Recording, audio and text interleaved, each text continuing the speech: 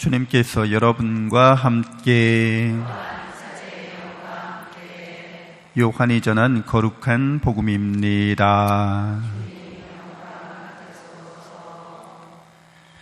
그때 예수님께서 군중에게 말씀하셨다. 나를 보내신 아버지께서 이끌어 주지 않으시면 아무도 나에게 올 수 없다.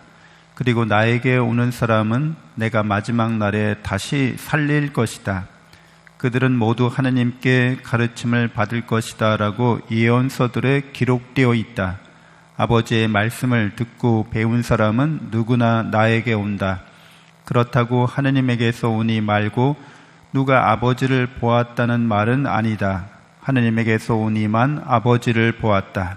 내가 진실로 진실로 너희에게 말한다. 믿는 사람은 영원한 생명을 얻는다. 나는 생명의 빵이다. 너희 조상들은 광야에서 만나를 먹고도 죽었다. 그러나 이 빵은 하늘에서 내려오는 것으로 이 빵을 먹는 사람은 죽지 않는다. 나는 하늘에서 내려온 살아있는 빵이다. 누구든지 이 빵을 먹으면 영원히 살 것이다. 내가 줄 빵은 세상에 생명을 주는 나의 살이다. 주님의 말씀입니다.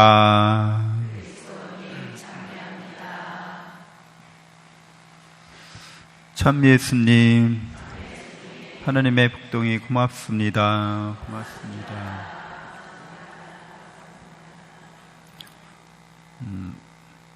한국 사람은 밥심으로 산다고 하죠. 그래서 뭐 이렇게 외식 같은 거, 이렇게 뷔페 같은데, 아니면 무슨 양식 특별히 이렇게 먹고 나면 집에 들어와서 이렇게 밥을 먹는 경우가 있어요.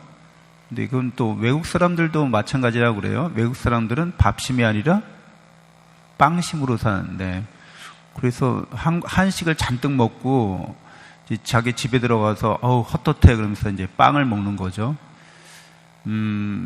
우리가 근원적인 이런 갈망들이 있잖아요. 이렇게 욕구 불만이나 결핍이나 이런 부족하다는 의식을 갖고 살아요.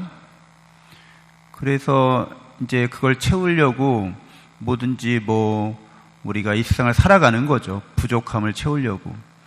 근데 이제 아주 좀 역설적인 게 있어요. 이제 보고 싶어도 보고 싶다. 이런 보고 있어도 보고 싶다. 이런 노래 가사가 있죠. 뭘 먹어도 더 먹고 싶은 게 있어요.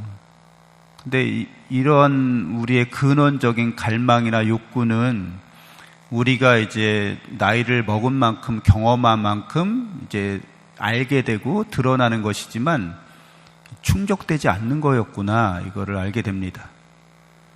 우리가 아무리 이렇게 식탐이 있어도 그 식탐을 만족시키려고 하는 행위들이 근원적으로 식탐을 없애지 못한다는 거예요. 그래서 불교 이제 윤회 중에서 불교 윤회를 말하는 악이라는 게 있잖아요.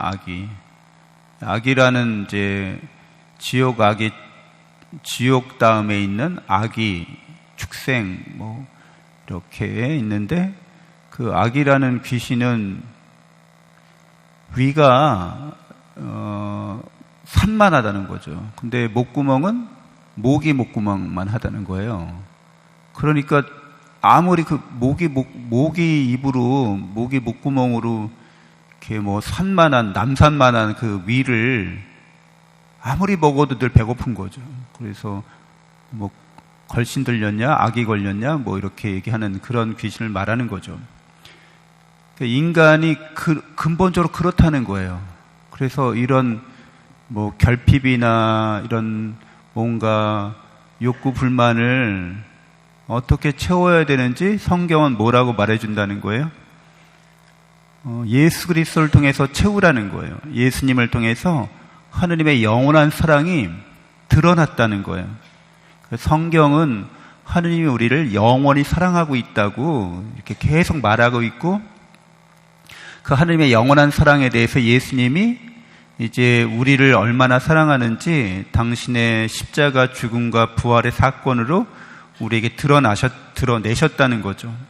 그래서 예수 그리스도를 믿는 사람은 영원한 갈망이 충족된 사람들을 뜻해요. 그럼 사랑받고 싶으시죠?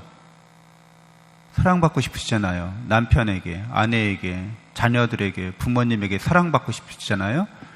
사랑받고 사랑받아도 계속 사랑받고 싶으시죠? 그러다가 뭐 조금 부모님에게서 좀 안 좋은 소리 들으면은 갑자기 미워지죠. 자녀들에게 계속 효도받다가 어느 날, 오늘 어버이날인데 얘네들이 전화가 없네? 그러면 확 마음이 상하시죠.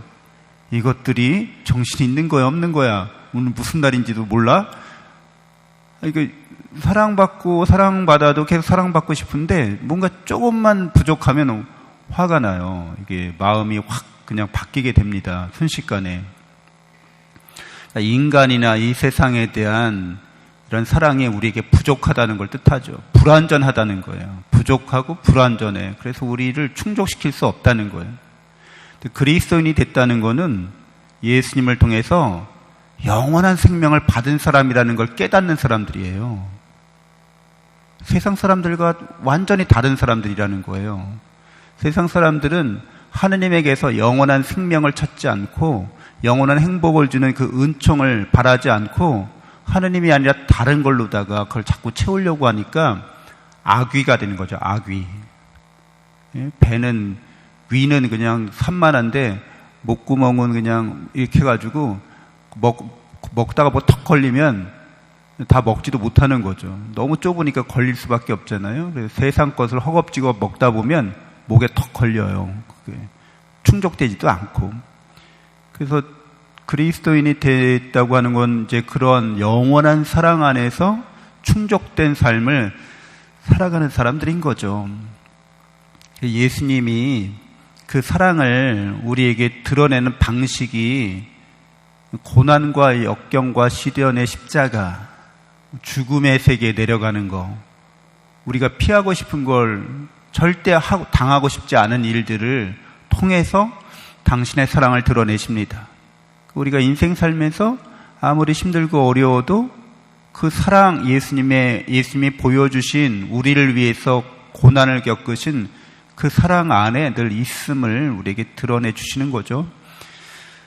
오늘 필리포스가 이디오피아의 그런 내시에게 재정을 맡고 있는 간다케라는 사람에게 이제 세례를 줍니다. 그가 이사야 예언서에 고난받는 하느님의 종, 곧 우리를 사랑하기 때문에 우리를 위해서 고난받는 예수님에 관한 이야기를 읽고 있는 거예요. 그리고 그 뜻을 필리포스가 설명해 줍니다. 그래서 필리포스가 이야기해 주는 예수님의 십자가 죽음의 부활의 사건을 듣고서 이제 만족한 사람이 됐다는 거예요. 내가 뭐 사람들에게 사랑받는 거 이게 중요한데 그 사랑은 나를 만족시키지 못하지만 당신이 말해준 그 예수님에 관한 사랑의 말씀이 저를 만족시킵니다. 그래서 제가 이제 세례받고 그 예수님의 사랑 속에서 사는 사람이 되겠습니다. 라고 이렇게 변화된 거죠. 우리들도 늘 그런 세상 살다 보면 뭐 힘들고 어려운 일이 있잖아요. 영원한 사랑 속에서 이제 그 일들을 바라보는 사람이 되는 거예요. 여러분은 이미 천국에 있는 사람들로서 이 지상의 삶을 살아가고 있는 나 자신을 이렇게 바라볼 수 있는 사람이 되어야 합니다. 그래서 우리가 겪고 있는 일들을 하나님의 영원한 사랑 안에서 예수님은 어떻게 이런 경우에 당신의 사랑을, 영원한 우리에 대한 사랑을 드러내셨을까? 어떻게 실천하셨을까? 어떻게 이 상황을 바꾸어 나가셨을까? 이런 것을 묵상할 수 있어야겠습니다. 잠시 묵상하겠습니다.